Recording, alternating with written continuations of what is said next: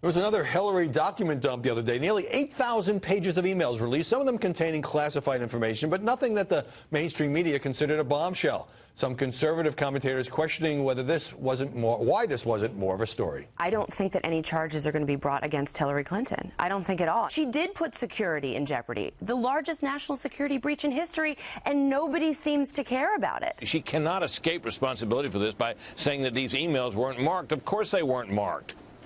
But nobody cares. That's how she can escape responsibility.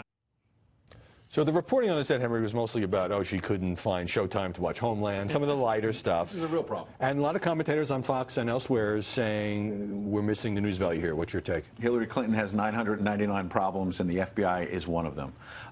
There's now 999 emails that had some sort of classified information. When at the beginning of the story in March, that UN news conference, she said, I know the deal, and there was no classified information in my server. That was not true. As Britt Hume was saying, she says it wasn't marked in fairness. A lot of intelligence experts say, well, if it's being born, right then and there, or one of your top aides is sending you real-time sensitive information, of course it's not going to be marked because it hasn't gone through the system. The whole point is her server was going around the system that marked things classified or not. So look, at the end of the day, is there a bombshell? No. But does that mean that this is not serious?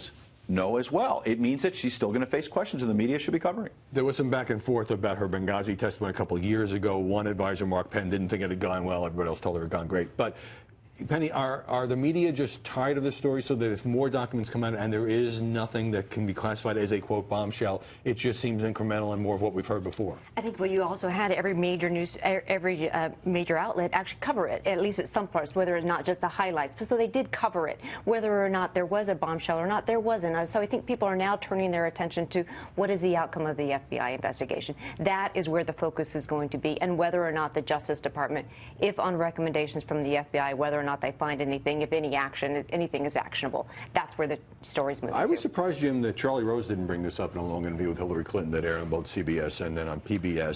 But he did ask her about her ties to Wall Street, so that seems to be the media issue. You were surprised, Howard. Some of us weren't. Okay. So I'll admit, I'm not that worried that Grandma can't use the fax machine anymore. I don't think these are the big revelations.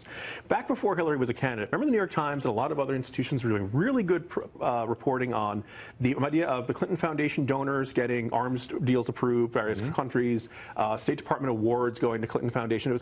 She never really got asked about those questions, and it hasn't come up in either of the two debates. There were a couple old scandals that still haven't really got addressed yet. I'd much rather she be asked about that than, so you're having trouble with the remote on your TV, aren't you? And in fairness, though, those emails showing a quid pro quo, perhaps, on the Clinton Foundation are not there. Now, is that because there's future document dumps coming on New Year's Eve, for example? So will there be some of those, or were those emails destroyed, or maybe less nefarious, they do not exist and nothing was illegal? Maybe it's purely coincidental that all those countries got those sensitive things we're not putting in writing. I'll expect you to be working New Year's Eve for I'll that latest. Yes, all right. Ed Henry, Jim Garrity, Penny Lee.